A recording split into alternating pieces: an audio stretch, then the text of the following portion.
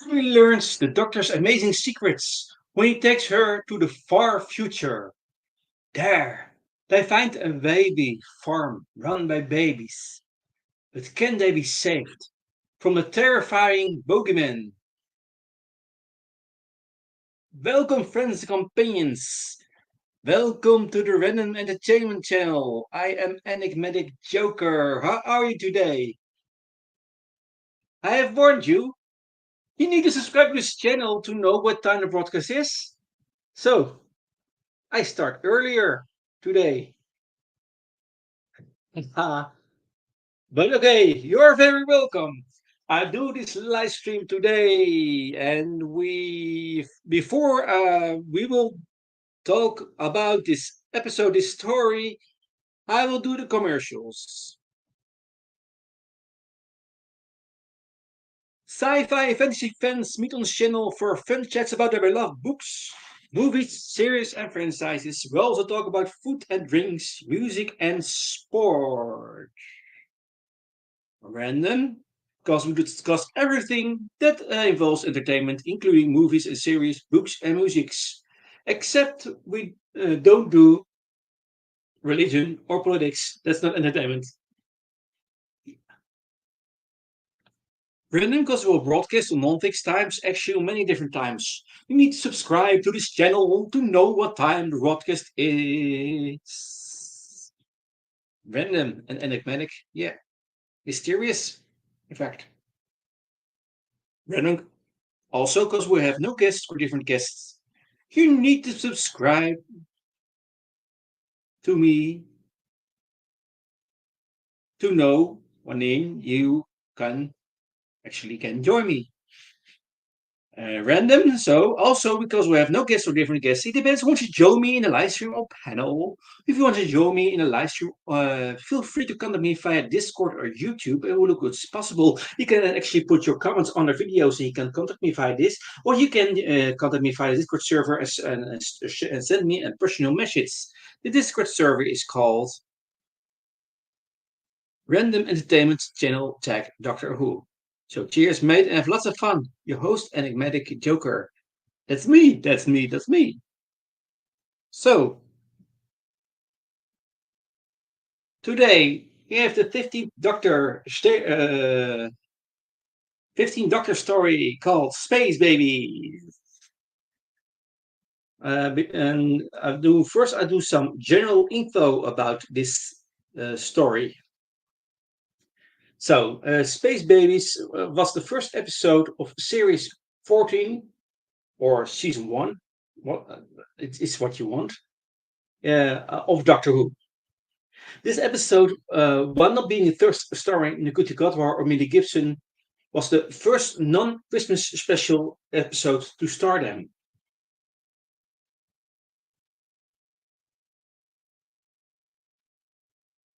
Okay, we will now dive into the plot. Spoiler alert, spoiler alert. If you haven't watched this story episode yet, I highly recommend you to watch this and then tune in and listen further to this live stream or video if you listen afterwards. So spoiler alert, spoiler alert.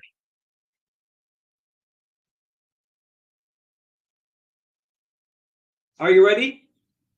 Let's go. After officially coming abroad as a companion, the Doctor takes Ruby to Earth 155 million years into the past to a region that would eventually become the American town of Green River, Wyoming. Accidentally stepping on a monarch butterfly, Ruby transforms into a reptilian humanoid version of herself named Rubyton Blue of the 57th Hemisphere hatchlings. She reverts back to her human form, completely unaware of her transformation, as the Doctor revives the butterfly. He ushers her back into the TARDIS. They travel to the year 21,506 aboard a space station. Wandering down into a utility corridor, the Doctor discovers the ship's poor electrical infrastructure. But before he could fix it, they are chased away by a mysterious, slimy, bipedal creature. They take an elevator up to a room with babies encased in pots. The doctor deducing it as baby farm. They discover they are stationed above the planet Pacifica del Rio. They are interrupted by crew member Eric, who is a baby in an automatic pram. He mistakes the doctor and Ruby for, quote, mummy and daddy, end quote. It takes them to the rest of the crew, who are also all intelligent babies. They are led by Captain Poppy, who runs the station for Mummy and Daddy, in anticipation of their return, revealing they took over the station from the adults. The Doctor discovers that the original adult crew abandoned the ship but left the birth machines running, allowing the babies' intelligences to develop but stunting their physical growth. The babies are under the care of a nanoelectric maxiform called Nanny. The babies panic when the doctor mentions the creatures below. They call it the bogeyman. The doctor communicates with Nanny about a high pressure buildup in hull 3B that could destroy the station, and she directs him to storage unit 357. On the way there, the doctor mulls over the connections of childhood abandonment between Ruby and the babies. Ruby being left behind with nothing to indicate the whereabouts of her parents. He flashes back to that snowy night on Ruby Road, where he remembers a mysterious hooded figure. Flashback physically brings back snowflakes into the space station, the doctor remarking never experiencing anything like this before. At 357, Nan E is revealed to be an actual person, former on-site accountant Jocelyn Sincere, who reveals the crew returned home under protest due to the recession that closed the baby station, but laws do not permit closure of the birth machine. She spends 6 years caring for the babies, but laments that limited resources will eventually be their demise. And they discover Mondo Karun, the fifth planet in their solar system, can accept refugees. The Doctor proposes the TARDIS can provide transportation to Mondo Karun, but they must get past the bogeyman.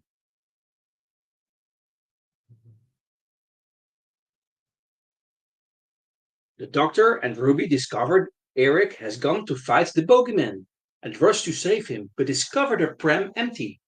They attempt to lure it to try and save Eric, and discover Eric hiding away in a compartment. The creature gives chase down the corridors while Ruby attempts to comfort a crying Eric. The creature corners them to a dead end, but are saved by Puppy, who wards it off with a flamethrower. Jocelyn directs the babies back to safety, while the Doctor and Ruby investigate the creature. Jocelyn first encountered the creature 6 years ago, when the babies were first born. Doctor finds the creatures left behind Spore and takes it to a machine to detect its contents. The Doctor uncovers that the station's parthenogenesis machine intentionally grew the creature, literally creating it out of the baby's bogies. The creature finds them and Jocelyn leads them to an airlock, where she attempts to blast it out into space. Knowing it is still one of the children, the Doctor sends Ruby to stop Jocelyn and lets himself into the airlock to save it. He pushes a button that reverses the vacuum and closes the airlock, and saving the creature. In lieu of engines, the Doctor utilizes Hull 3B's pressure buildup, 6 years of methane gas from diapers, to fly the space station to Mondo Karun. Returning to the TARDIS, the Doctor gives Ruby her own TARDIS key, but warns her he can never take her back to the day of her abandonment, lest it opens a paradox. They return to Carla's kitchen on Christmas, but the Doctor secretly scans Ruby as it begins to snow in the TARDIS. And that, my friends, is the story of the space babies. I will name some cast members. The Doctor, the 15th Doctor, is played by Nkuti Gatwa. Ruby Sonna is played by Minnie Gibson. The Bogeyman is played by Robert Strange. Carla Sunday is played by Michelle Greenwich. Eric is played by Mason McCumsky. The voice of Eric is done by Sammy Amber. Poppy is played by Sienna Robin Mavanga Phipps. And the voice of Poppy is Shola Oletan Boye. The voice of Sandra is Cadence Williams. The voice of Marcel is Per Battle. The voice of Adjani is Lonnie Arbibon. And Jocelyn Sancerre is played by Golda Rosheuvel. Rico Trieste is played by Jesus Reyes Ortiz. Lucia Colosanta is played by Yasmin Bouabit. Cherry Sunday is played by Angela Winter. And Gina Scalzi is played by Susan Twist.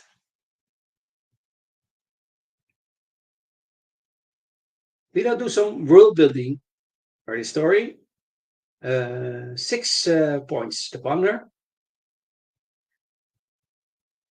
The Doctor gives Ruby a TARDIS key and updates her mobile phone. Second thing is the Doctor revives a butterfly. Third thing is that the TARDIS controls are still new to the Doctor. Fourth thing is that Ruby likes the TARDIS jukebox and mentions Star Trek. Doctor wants to visit them someday. Very interesting. Fifth thing is that the Doctor reveals that Gallifrey used multiple addressing titles such as the Bishop, Conquistador, the Pedant, Segi Shai. Sixth thing is that when giving example of the sort of titles Time Lords use, the Doctor gives the Rani as an example.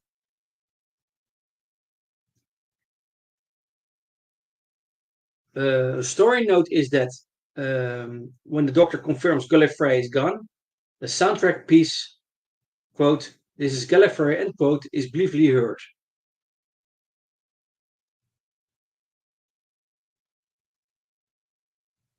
And then we do discuss some. I will talk about some continuity because stories and episodes in Doctor Who in the universe are in a sort of way, to some extent, related to each other, linked to each other, reference to each other.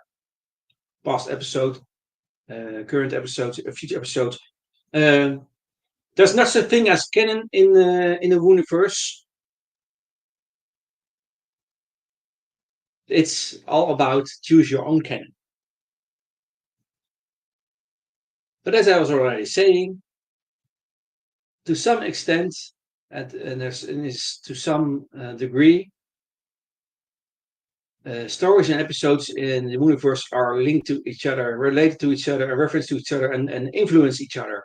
So some continuity. 8 points about this. Number 1. The Doctor can snap his fingers to control the TARDIS, this time to change lights. It's a link to TV story Forest of the Dead. Second thing is, the Doctor confirms that he was adopted, that because of this, his, quote, real name, end quote, is, quote, Tricky, end quote. Tricky, his name. That is a link in relation to the TV story The Timeless Children with the 13th Doctor Jodie Whittaker. A third thing is that the Doctor confirms the TARDIS landed in 1963 once. You see that in the first story of Doctor Who, in the first Doctor story, the first Doctor story. An unearthly child. We see in that episode we see Susan Foreman, his granddaughter of the Doctor, and we see Ian Chesterton and Barbara Wright, the school teachers of Susan Foreman in this story. The first on-screen story, yes. Watch it. So so the Doctor confirms that the TARDIS landed in 1963 once. and it still looks like a police box, a blue police box, because the chameleon circuit is still broken. There's a link to TV story Locopolis. That's fourth Doctor story with Tom Baker. Fourth thing is that Ruby worries about stepping on a butterfly and changing the course of history. Martha once voiced a similar worry. We see that for example, in TV story The Shakespeare Code with the 10th Doctor David Tennant. And we also see that that Bill once voiced a similar worry. Bill, and that's in the TV episode Thin Ice with the 12th Doctor Peter Capaldi. Fifth thing is that when Ruby refers to the TV show Star Trek, the Doctor remarks about visiting the characters from that continuity, which he had previously done in his fourth and 11th incarnations. You see that, for example, in the comic Assimilation. So very interesting. This is a good idea for RTD to do a crossover with Star Trek. The Doctor suddenly appears in a Star Trek story, or other way. That suddenly this the members of Star Trek are appearing in a Doctor Who story. Crossover. Yes, it's a very good idea. Sixth thing is that the Doctor asks Ruby to tell her mother not to slap him. He has been slapped by previous companions' mothers on multiple occasions. He said that, for example, in Aliens of London, and the Lazarus Experiment, and the Star Beast. The seventh thing is that the Doctor confirms twice that Gallifrey, his home planet, is gone because of a genocide. There's a link to TV story Spyfall, The Timeless Children.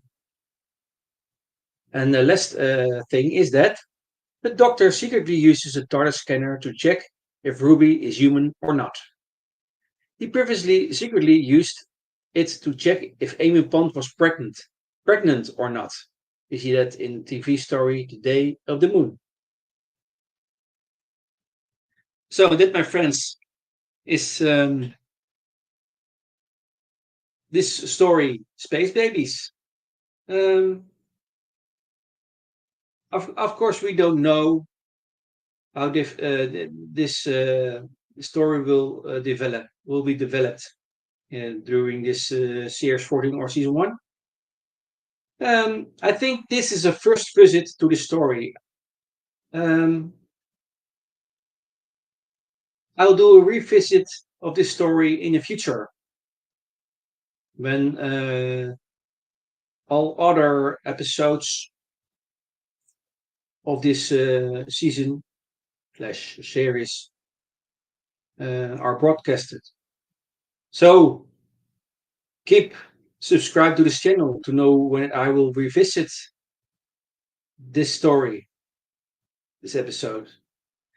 And I think I will do in the future, I will do season 1 / series 14 overall analysis, and talk about the whole story arc of this series 14 / season 1. So if you haven't already, if you have subscribed to this channel, please subscribe to this channel, and you will know when I will dive into this all. For now, I will do some commercial, and in fact, after this live stream, I will talk about the Devil's Court. But before that, I will do the commercials. As I already said, Shortly after this live stream, I will do the live stream about the Devil's Court. So,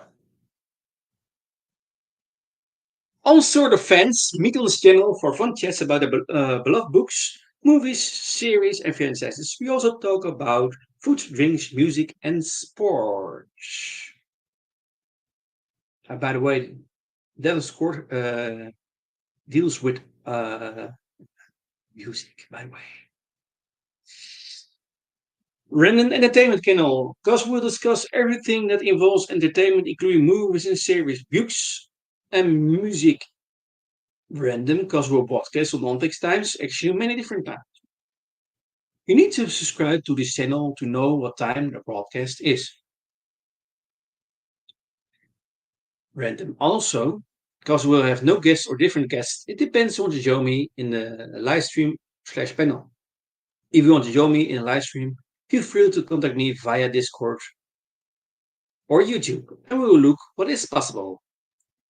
The Discord server is called Random Entertainment Channel Tech Doctor Who. You'll find me very quick because I pump the server regularly.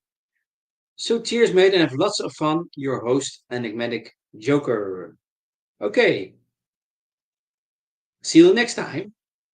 Enjoy Doctor Who. Bye bye.